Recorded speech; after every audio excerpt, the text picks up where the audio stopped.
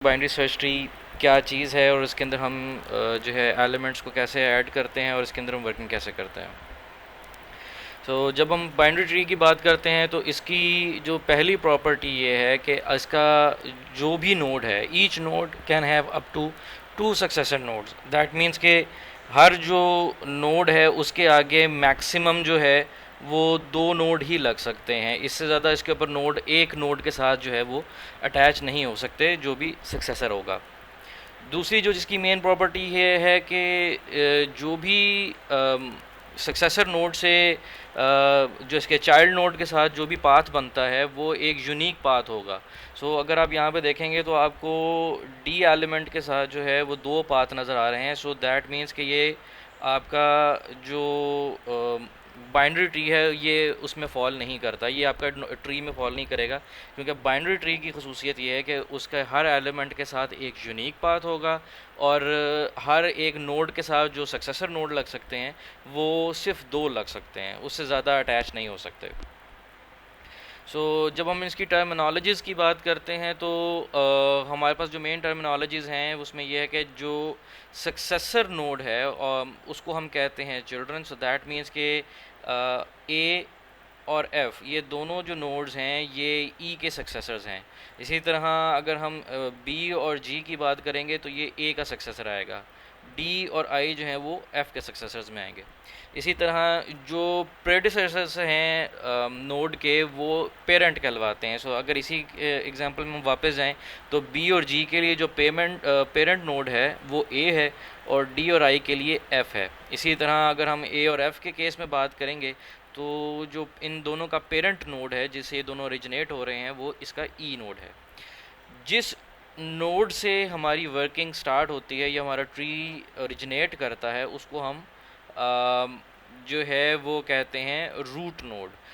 यहाँ पे चूँकि हमारा ई से हमारा जो है वो स्टार्ट हो रहा है तो इस वजह से जो हमारा पेरेंट नोड होगा वो ई होगा।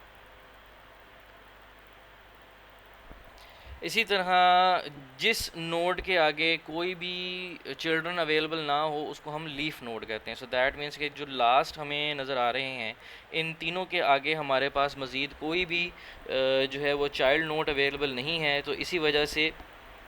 इनको जो है हम लीफ नोड कहेंगे। इसी तरह जब हम इसके अंदर बात करते हैं तो हमारे पास लेवल्स आ जाते हैं कि जितना जितना हमारे पास जो है वो डेप्थ में ट्री जाता जाएगा उसके उतने नंबर ऑफ़ लेवल्स जो हैं वो इंक्रीज़ करते जाएंगे। अगर आप यहाँ पे देखेंगे ए जो है वो हमें लेवल 0 पर नज़र आता है, फिर हमारा लेवल 1 स्टार्ट होता है, फिर 2 एंड देन 3। इसी तरह हमारे पास जो है वो लेवल जो है वो इंक्रीज़ करते जाएंगे। जितने भी हमारे नंबर ऑफ़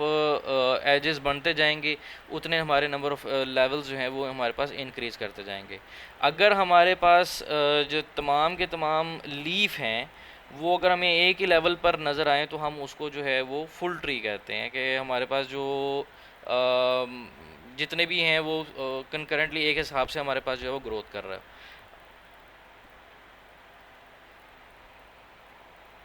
अच्छा, जब हम लेवल्स की बात कर रहे हैं और हमें ये बात पता है कि ये बाइनरी में है तो जिस तरह हम बाइनरी के अंदर कंप्यूटर में हम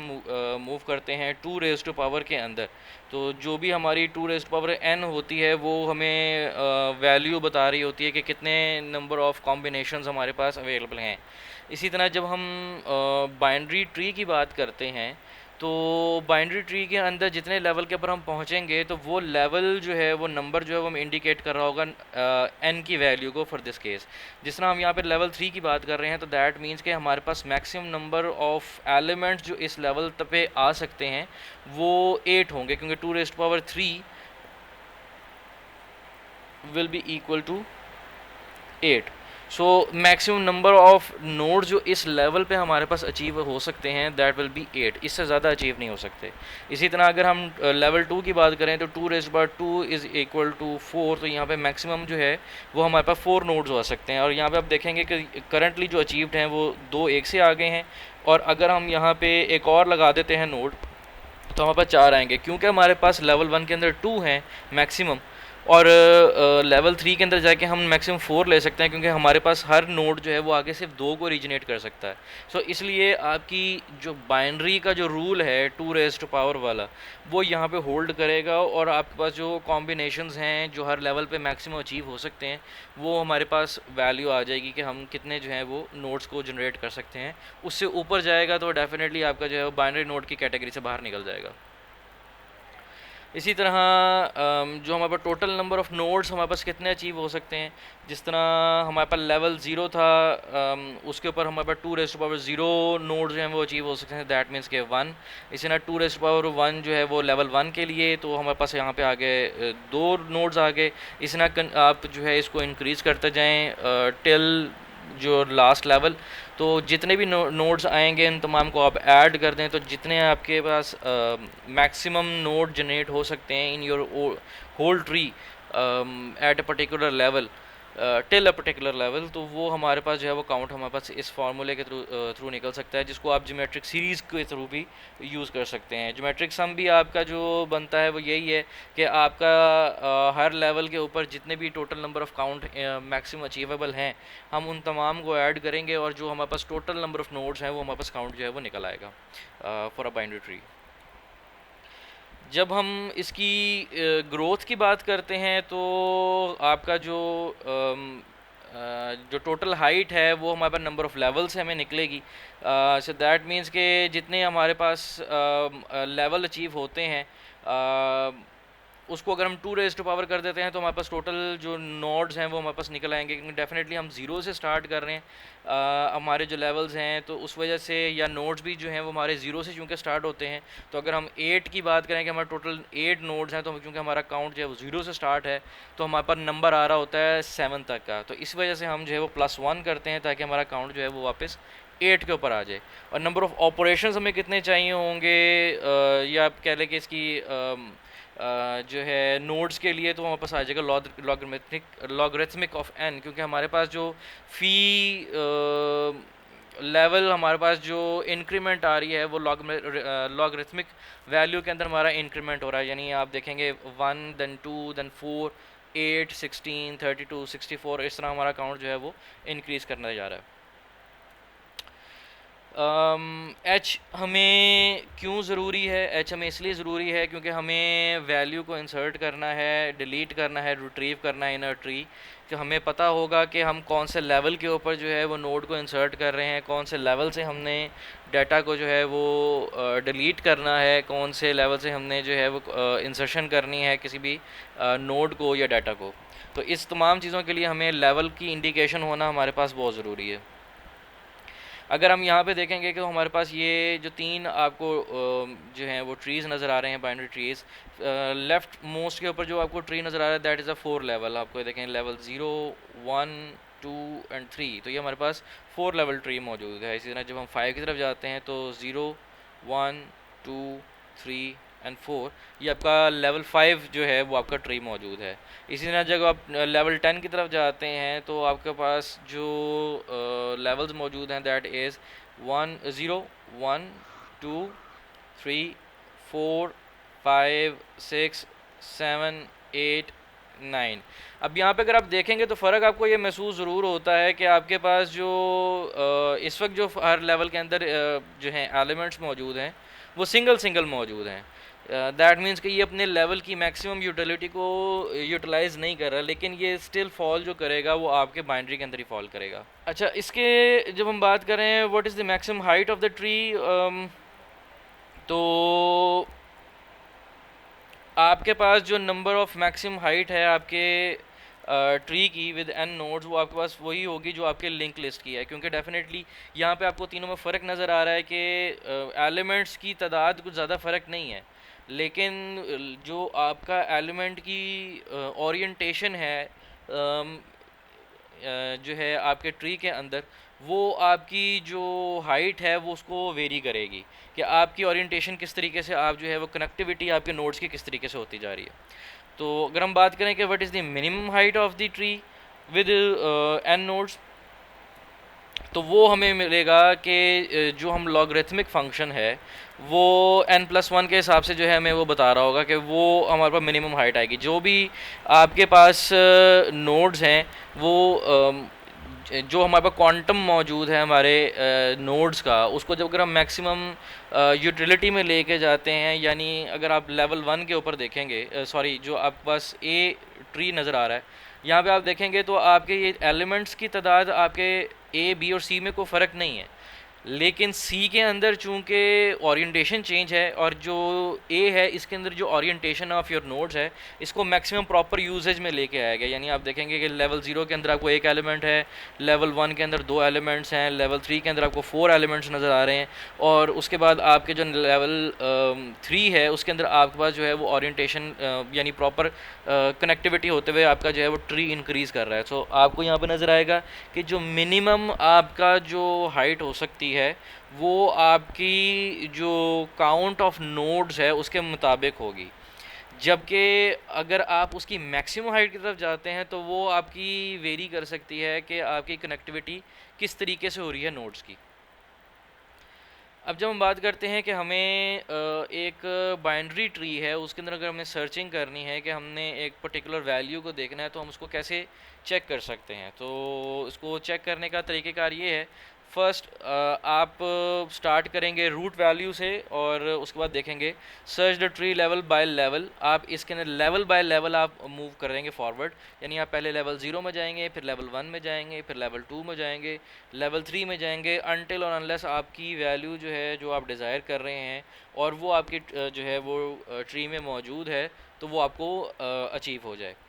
Until you find the element you are searching for or your search or you reach a leaf element या reach your leaf node।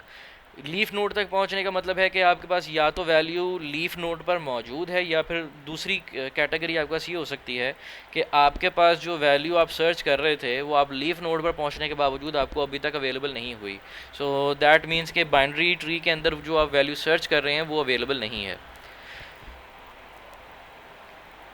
So is this a better searching algorithm?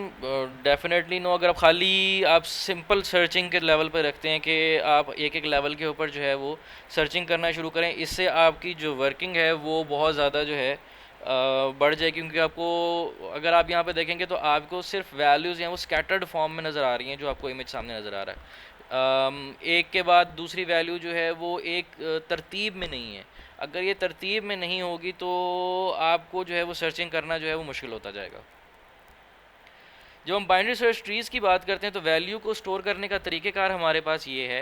कि जो भी value है, the value stored at the node is greater than the value stored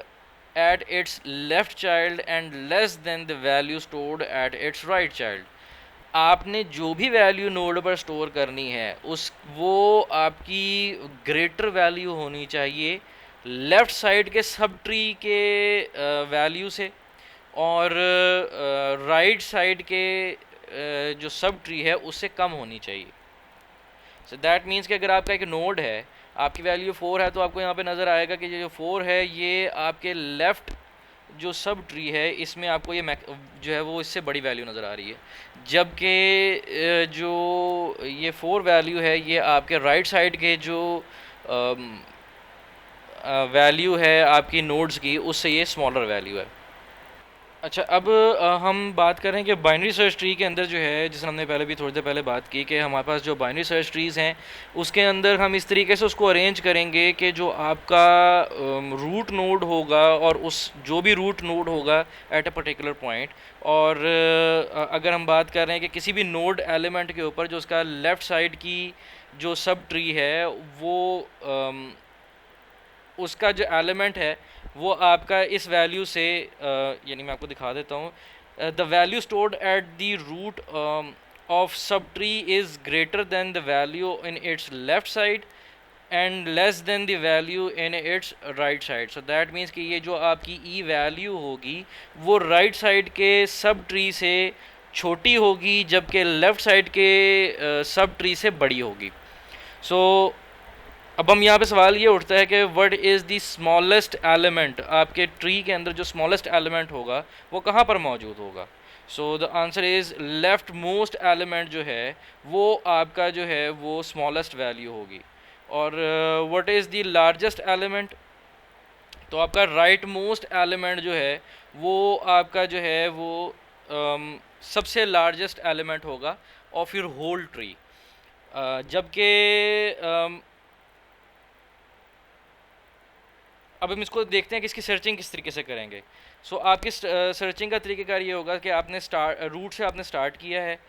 searching करने, फिर आपने compare करेंगे, compare the value of the item you are searching with the value stored in the root. अब आपने root के ऊपर उस value को सर्च करना है कि क्या वो वैल्यू जो है उससे कितनी मुताबिकत रखती है, क्या वो इक्वलेंट टू दैट वैल्यू है या उससे स्मॉलर वैल्यू है या उससे लार्जर वैल्यू है। If the value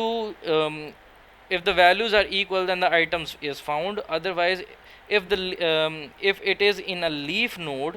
then not found। so अगर आप जिस रूट पर बैठे या जिस नोड पर बैठ के सर्चिंग कर रहे हैं, अगर तो आपको वहाँ पे वैल्यू मिल जाती है तो दैट मीन्स आपको आपकी वैल्यू मिल गई। लेकिन अगर नहीं है और आप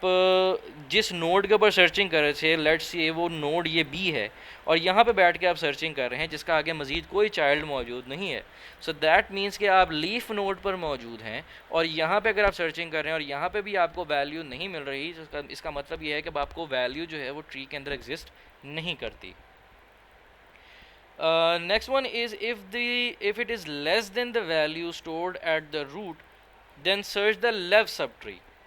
अब जब आपने इस पॉइंट के ऊपर जो है वो सर्चिंग की और सर्चिंग करने के बाद आपने कंपेयरिंग की इस वैल्यू के साथ कि क्या ये वैल्यू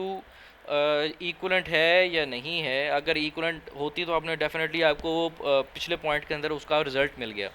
लेकिन अगर आपको वैल्यू नहीं मिलती और आपकी जो वैल्यू है वो इस वैल्यू से छोटी है तो आप जो है वो मूव करेंगे in your left sub tree. लेकिन अगर वैल्यू जो है वो इस कंपैरिजन के बाद आपको पता लगता है कि जो वैल्यू को आप सर्च कर रहे हैं वो इस नोड की वैल्यू से बड़ी वैल्यू है, तो आप राइट वैल्यू जो राइट आपका सब ट्री है आप उसमें जाएंगे और वहाँ पे जाके जो है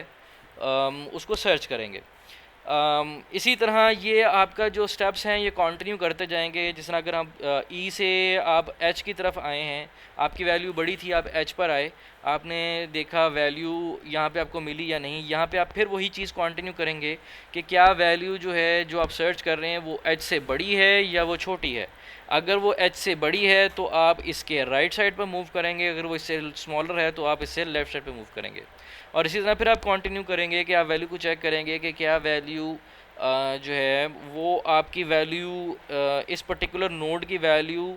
पर मौजूद है तो ठीक है, अगर नहीं है तो फिर आप देखेंगे क्या इससे छोटी वैल्यू है या बड़ी वैल्यू है। अगर तो इससे छोटी वैल्यू है तो आपको यहाँ पर नज़र आएगा कि इससे छोटी कोई वैल्यू एग्जिस्ट नहीं करती। तो इससे कोई छोटी वैल्यू एग्जिस्ट नहीं करती तो दैट मीन्स कि आपकी वैल्यू आपको यहाँ पे फाउंड नहीं होगी। लेकिन अगर आप इसकी राइट साइड पर मूव करना चाहते हैं तो वो आपको पाथ यहाँ पे मौजूद है, आप वहाँ पर जाएंगे और वैल्यू को चेक करेंगे। अगर आपकी वैल्यू जी थी तो आपको वैल्यू मिल गई है, और अगर वो जी नहीं है तो इसका मतलब है कि वो आपके पास जो है वो बाइनरी ट्री के अंदर जो है वो वैल्यू जो है वो एग्जिस्ट नहीं करेगी।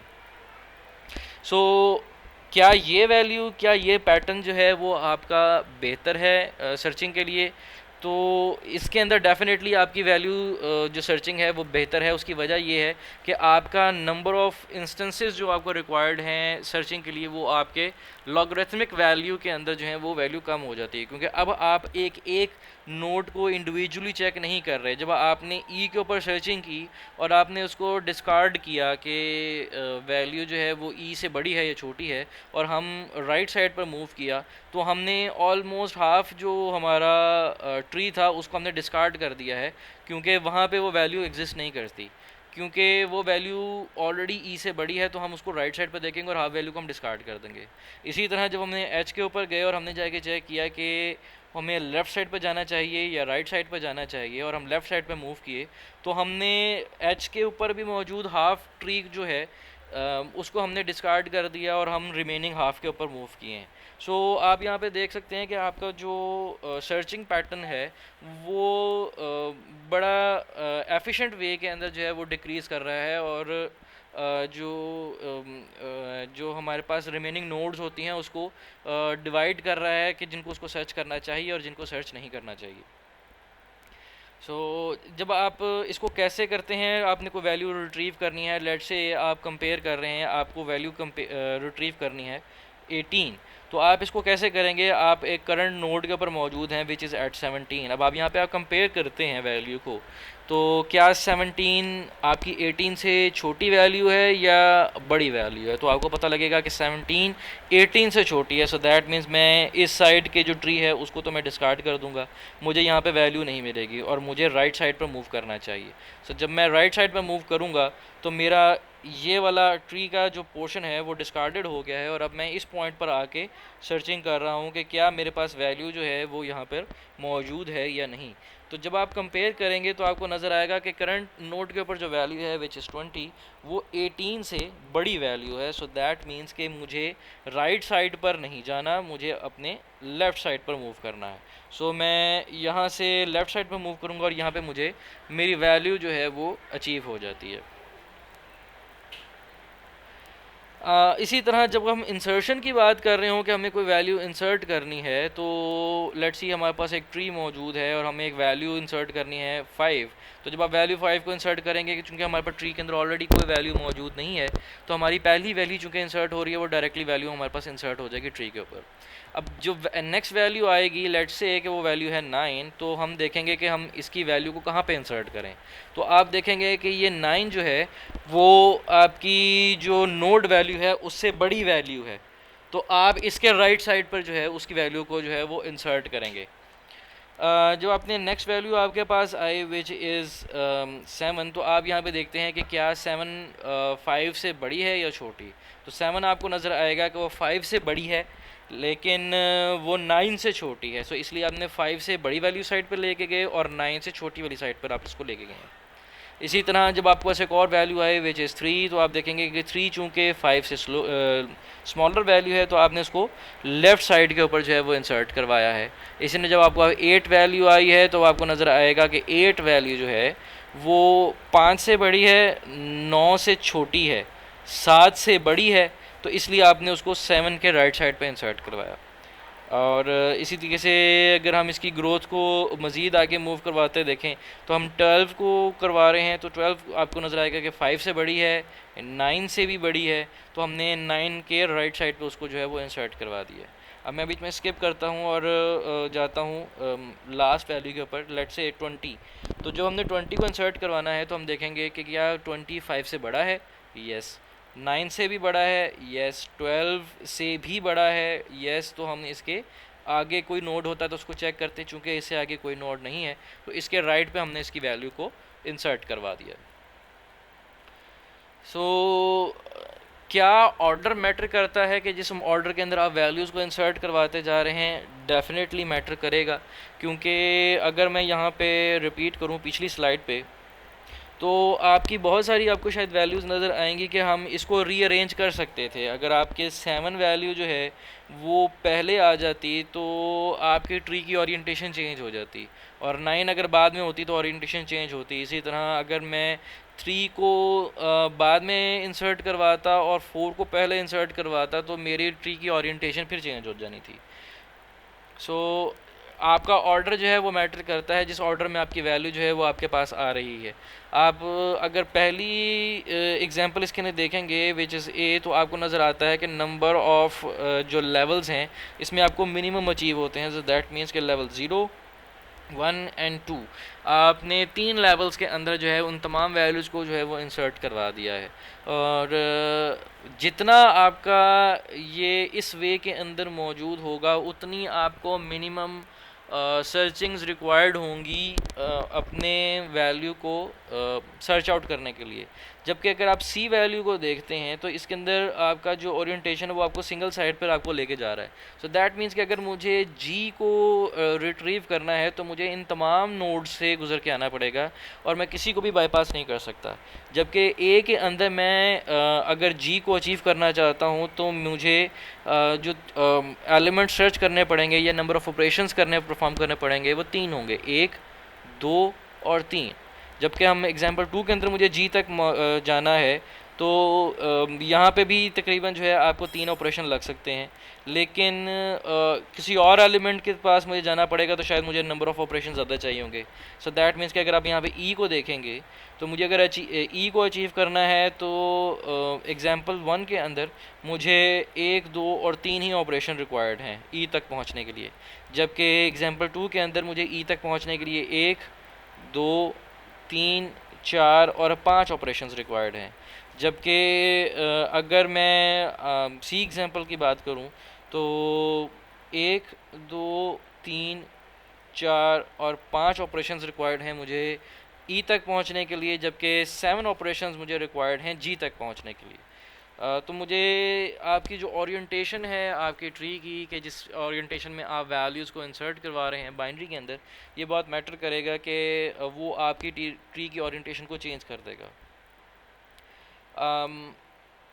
Definitely does the order of the insertion element matters, बिल्कुल ऐसे ही है, क्योंकि आपका अनबैलेंस ट्री जो है वो नॉट डिज़ायरेबल है, क्योंकि उससे हमारा जो सर्चिंग टाइम है वो हमारे पास इंक्रीज़ कर जाता है। तो अगर हमें वैल्यू एक बाइनरी ट्री में से डिलीट करनी हो तो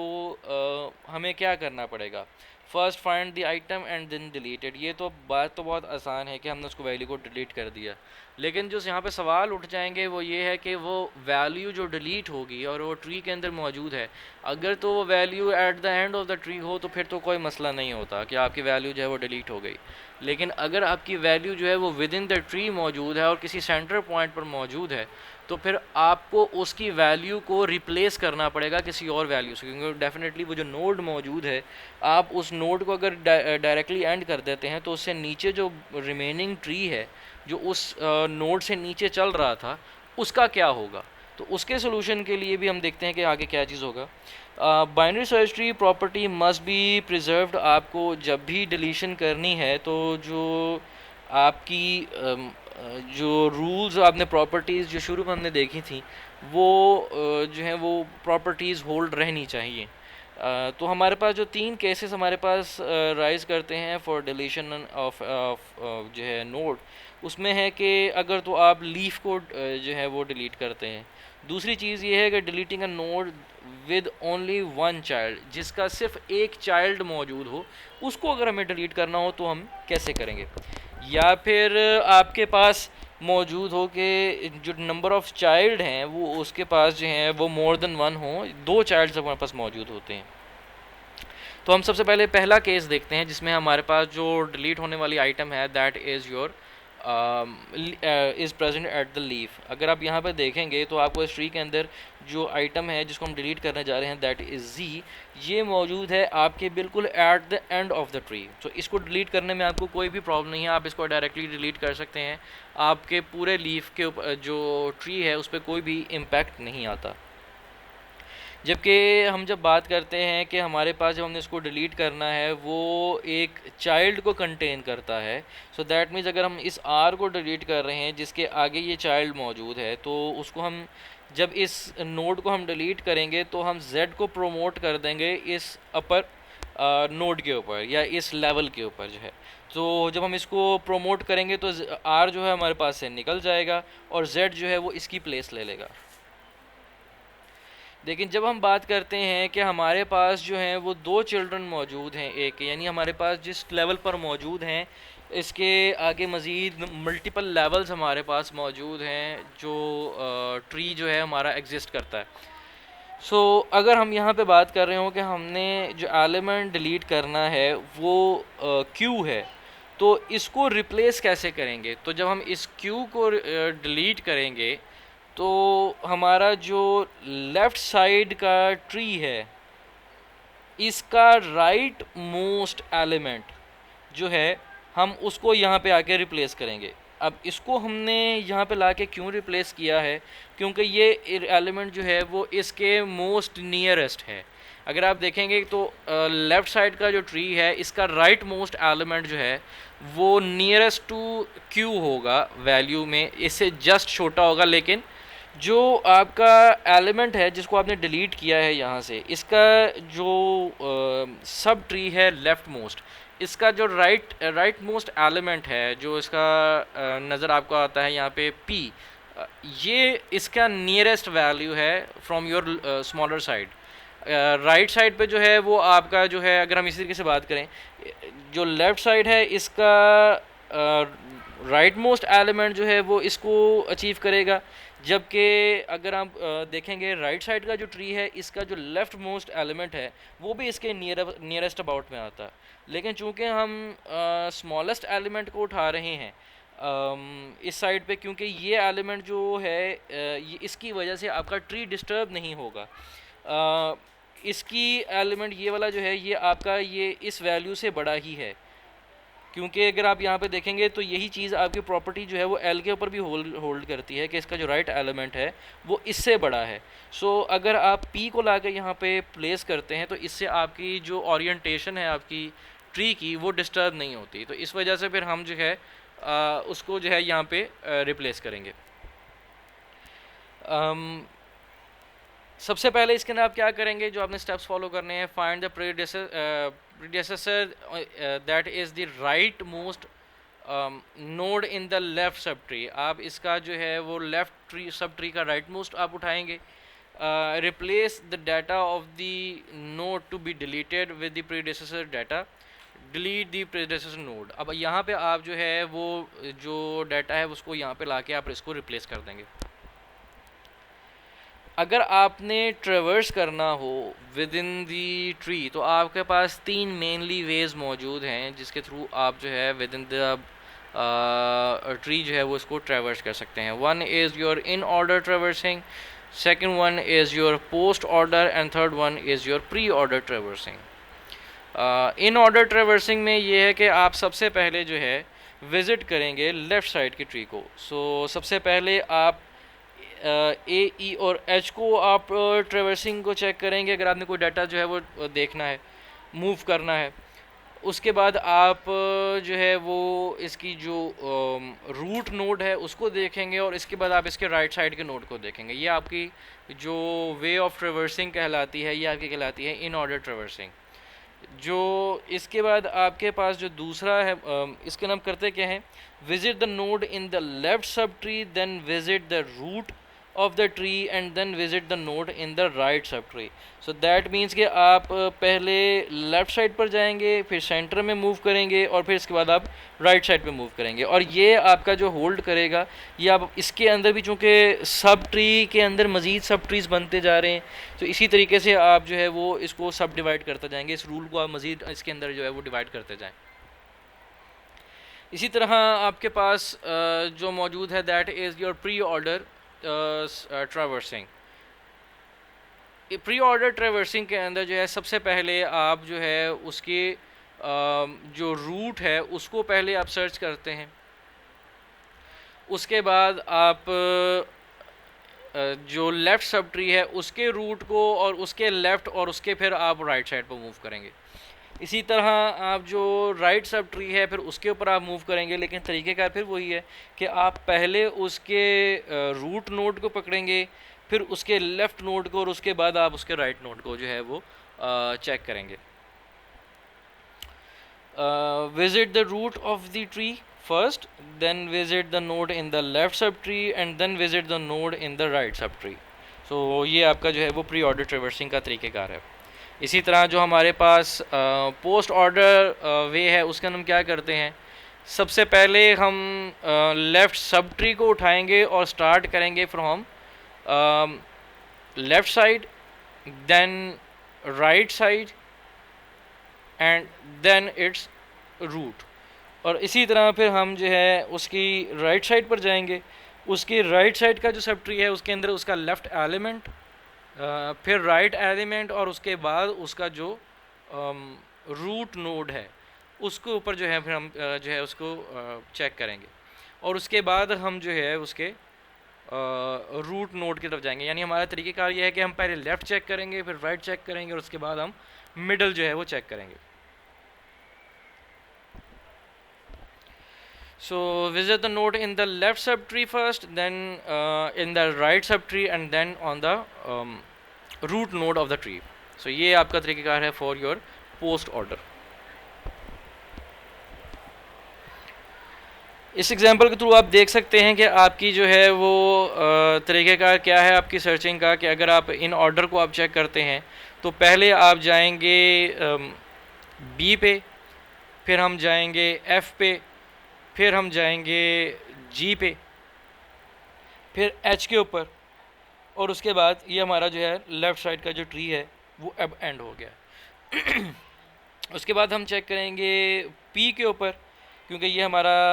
रूट नोड है। उसके बाद हम इसके राइट साइड के ऊपर जो है फिर मूव करेंगे, और इसी तरीके से हम जो है वो पैटर्न यहाँ पे भी अप्लाई करेंगे कि सबसे पहले हम आर को चेक करेंगे,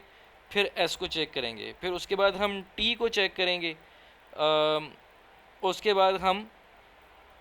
डब्ल्यू को चेक करेंगे क्योंकि ये रूट नोड है इसके लिए, डब्ल्यू के लिए। फिर डब्ल्यू को हम चेक करेंगे, उसके बाद फिर हम ये वाली साइड जब हमारी कंप्लीट हो गई है तो इसके ऊपर हम जाएंगे, फिर वाई को जो रूट नोड है इसको चेक करेंगे, और उसके बाद फिर हम जेड को चेक करेंगे।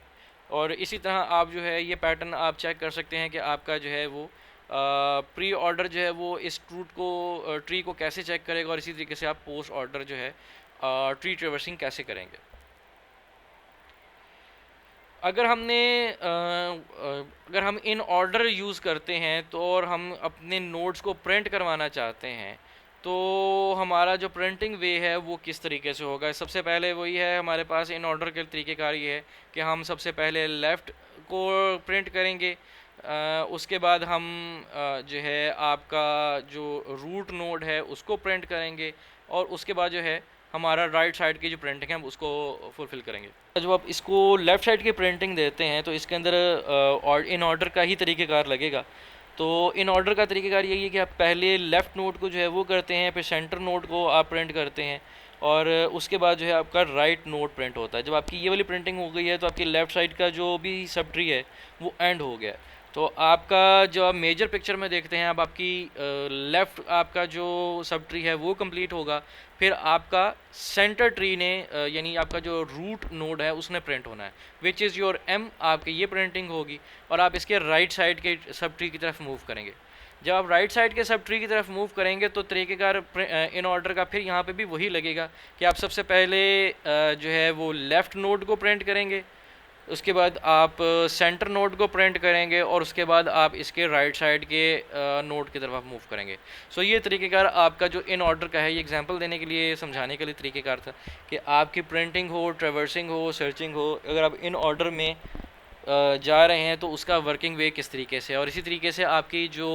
Pre order and post order जो आपकी traversing and searching and deletion आपकी जो भी वर्किंग कर रहे हैं वो उसका पैटर्न हमारे पास मूवमेंट का क्या होगा। आपकी जो प्रिंटिंग है वो इन ऑर्डर होगी डेफिनेटली, क्योंकि हमारे पास लेफ़्ट आपकी जो है वो स्मॉलेस्ट नंबर है, फिर आपका जो है वो जो रूट नोड है वो आपका जो है वो मीडियोकर नंबर है from your left and right, क्योंकि लेफ़्ट साइड पे आपके स्मॉलेस्ट नंबर मौजूद हैं, और उस मेन रूट नोड के राइट साइड पे जो भी नंबर मौजूद हैं वो उस नंबर से बड़े नंबर मौजूद हैं। सो आपके पास जो सॉर्टिंग होगी अगर आप प्रिंटिंग करते हैं तो आपको जो नज़र आएगी वो स्मॉलेस्ट टू मैक्सिमम आपको जो है वो प्रिंटिंग आपको नज़र आएगी, जिसमें आप ये नीचे दे भी सकते हैं कि अब आपकी जो प्रिंटिंग होगी वो होगी from A to T, which is where A is the smallest alphabet and T is the largest alphabet from starting from A to B. So ये आपका जो है वो बाइनरी सर्च ट्री का जो है वो तरीक़ेकार है कि आप इसके ऊपर जो है वो वर्किंग कैसे करते हैं, इसको क्रिएट कैसे करते हैं। अगर आपने इसमें सर्चिंग करनी हो या डिलीशंस करनी हो या इंसर्शन करनी हो तो आपको किन तरीक़ेकार से गुजरते हुए आपको इसको कंप्लीट करना चाहिए। So this is all from my side. If you have any query I am available.